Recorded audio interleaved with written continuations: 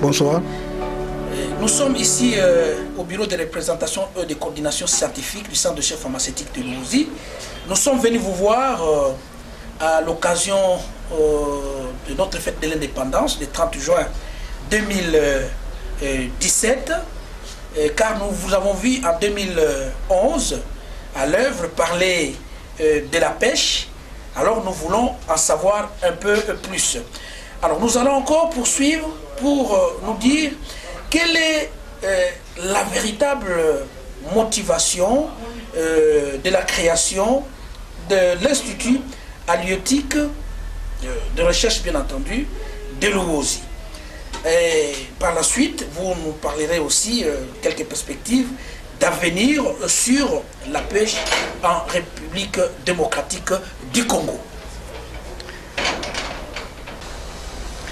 Bien, effectivement, le 30 juin 2011, nous nous trouvions à Luozi à l'occasion des festivités de cette journée et nous avons, disons, principalement fait une émission spéciale sur la pêche.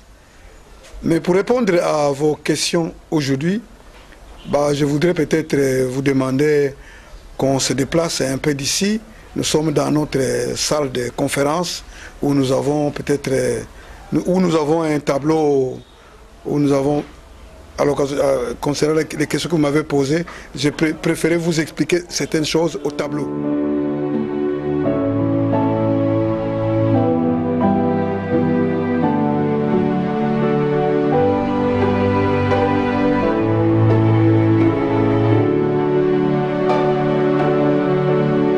Je pensais que pour remémorer la journée du 30 juin 2011 que nous avons passée à Luozi autour de la question pêche, je voudrais vous remémorer que nous avions parlé de ce document ainsi de pêche, recherche halieutique de Luozi, qui a certainement subi des modifications, dont nous avons fait quelques extraits, plus juste pour permettre aux uns et aux autres de prendre une idée.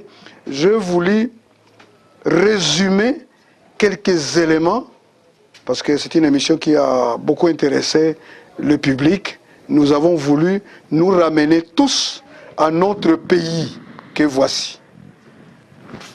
La carte hydrographique de la RDC, notre pays, un pays très irrigué, la RDC. Alors, regardez.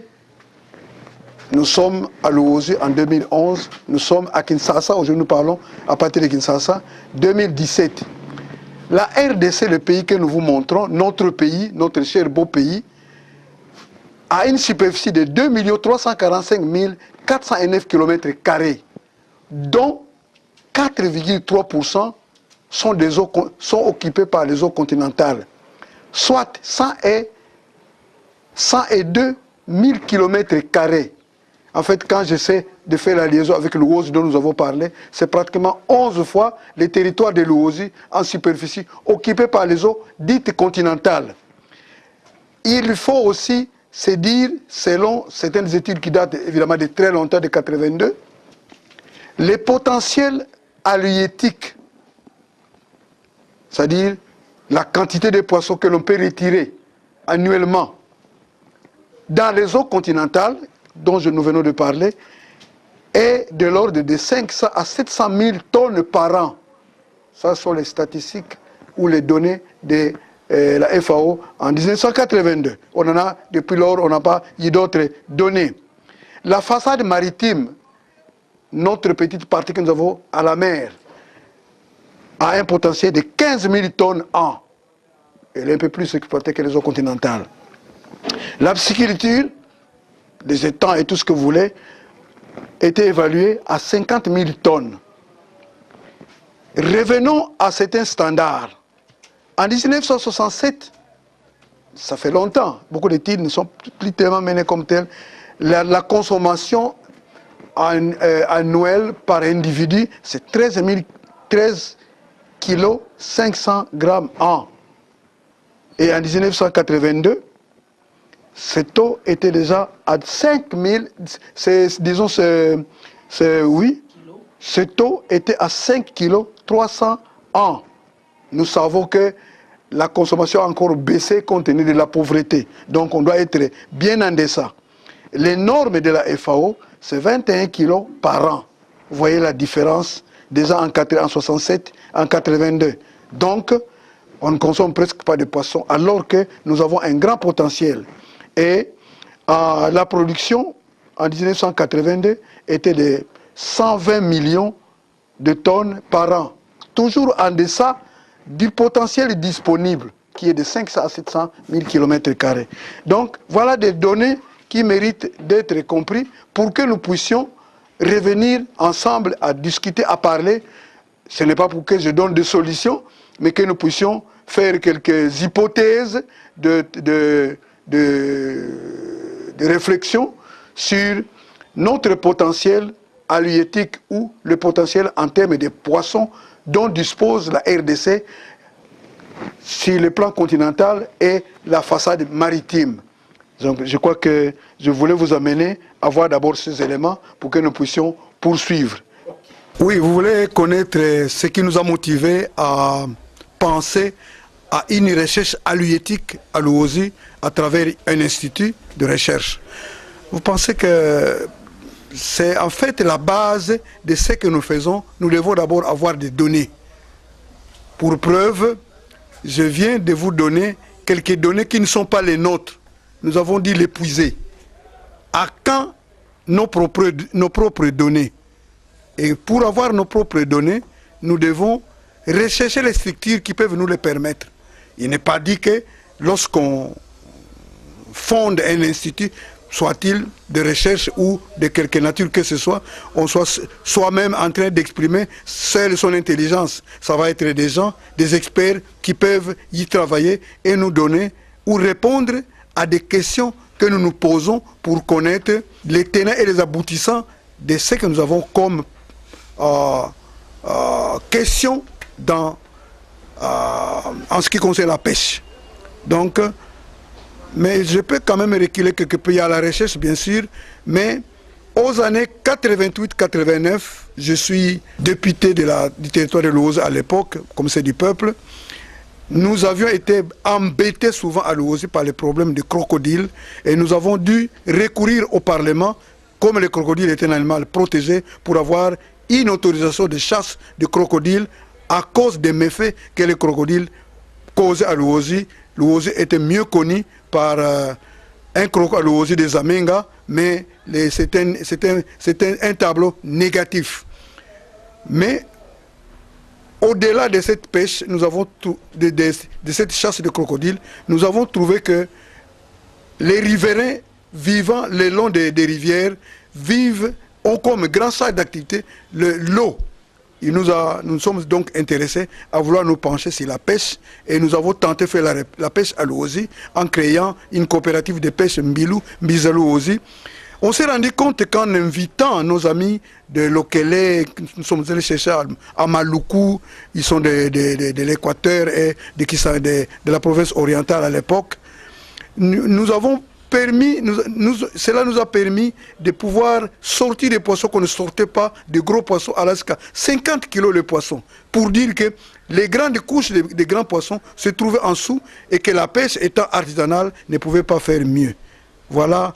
Pour toute chose dans notre monde moderne, sans avoir étudié, sans école de pêche, nous avons des rivières que nous venons de vous démontrer avec une grande quantité, une grande superficie d'eau continentale poissonneuse, mais que nous ne pouvons pas exploiter s'il n'y a pas d'école de pêche. Or, quand vous regardez, je me suis rendu compte qu'il y avait une vieille école à Kilua, dans le Katanga, qui avait fermé depuis longtemps. Je n'ai pas pu avoir des données. Et pas plus que 2, 3, 4 jours, je suis allé voir la direction de la pêche de notre ministère de l'Agriculture. J'étais allé à l'EPSP pour les enseignements techniques de pêche. Et j'ai mené quelques enquêtes auprès de certains experts. On se rend compte qu'il y a très peu d'écoles de pêche, qu'on peut citer 5 ou 6, ça ne dépasse pas 10, et de quel renom dans notre grand pays, la RDC, très irrigué. Kinshasa, à voir les choses, n'a même pas une école de pêche. la grande capitale, alors que nous avons le long de nous, nous avons le fleuve où beaucoup de pêcheurs se ruent pour aller faire la pêche de façon artisanale et de façon anarchique. Ce que j'ai noté, c'est que finalement, quand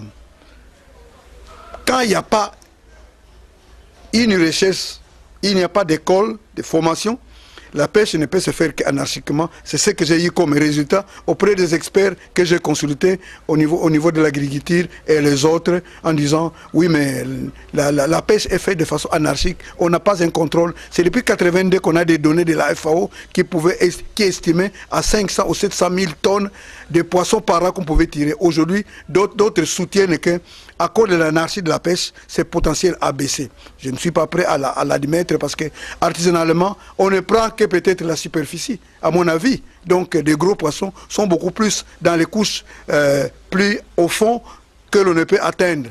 Mais il faut faire des recherches. Il faut des données fiables qui doivent être fournies par des institutions de recherche halieutique, par des institutions d'enseignement. Donc, il faut des travaux là-dessus. Et nous avons aussi été motivés par une étude menée par une étudiante de l'IPEN à l'époque, sous la conduite du professeur Luamba, qui a fait un travail sur les poissons de l'Ouozi. Donc, autant de choses nous avaient motivés de pouvoir nous intéresser à fonder une institution de recherche halieutique à l'Ouozi qui est toujours là, mais nous avons toujours recherché, évidemment, les voies et moyens de le rendre opérationnel. Donc, c'est autant de choses qui nous ont motivés, combattre les crocodiles, profiter du potentiel que nous avons comme poissons pour que nous puissions les exploiter et faire l'enseignement, faire des recherches pour avoir des données fiables, utilisables par nous et par d'autres. Je crois que s'il faut que je résume la motivation, c'est en ces points. Alors vous avez voulu savoir un peu l'avenir, les perspectives d'avenir. Bien, moi je pense que c'est un problème à la fois de l'État et de la population. La population doit s'intéresser. Il n'y a pas que l'État qui peut fonder des écoles. Les privés doivent, si c'est un besoin, les privés, comme nous le faisons, peuvent s'intéresser à une recherche privée. En fait de compte, les résultats seront utilisés par tous. Donc, l'État doit encourager les privés à aller vers les enseignements techniques spécialisés comme celui de pêche et fonder des enseignements pour plus de rentabilité et donner du travail aux gens.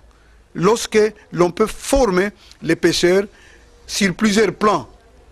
Bon, nous avons quelques écoles. À Mwanda, dans le Bas-Congo, nous avons une école, un institut supérieur de pêche. Mais selon les renseignements que j'ai, c'est plutôt la section navigation qui est plus exploitée. On est en pleine mer, certainement. À l'intérieur, il y a quelques écoles, comme au Nord Kivu, à Vichumbi, au lac sur le lac Édouard, il y a l'institut de pêche de Mahagi Port, sur le lac Albert. Il y a l'Institut supérieur de pêche et recherche hydrobiologique de Kanyamangue au lac Édouard. Institut supérieur de pêche, j'ai parlé de Mwanda. À Inongo, il y a une école de prêtres, ainsi de pêche. Et qu'est-ce que nous pouvons encore avoir?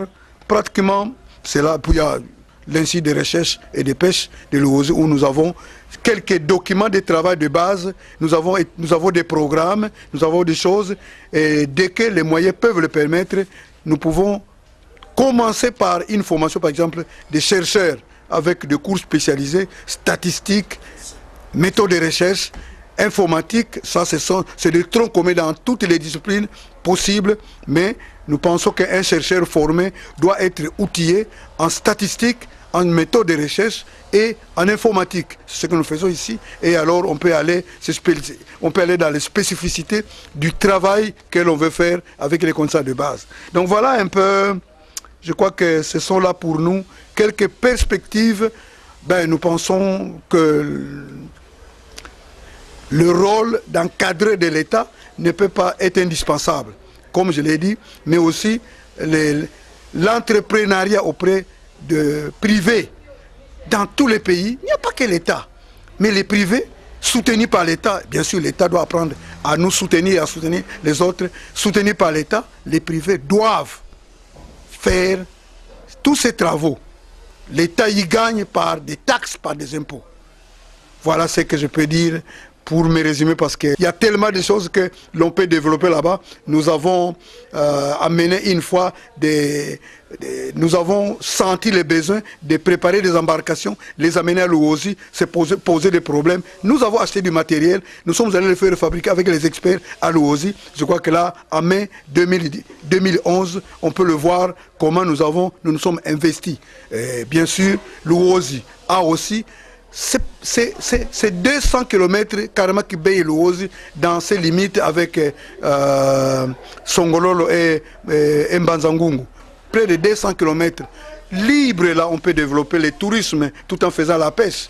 On peut y faire, on peut les rendre plus agréables, exploitables, pour qu'elles soient rentables pour toute la RDC, par des individus qui sont motivés.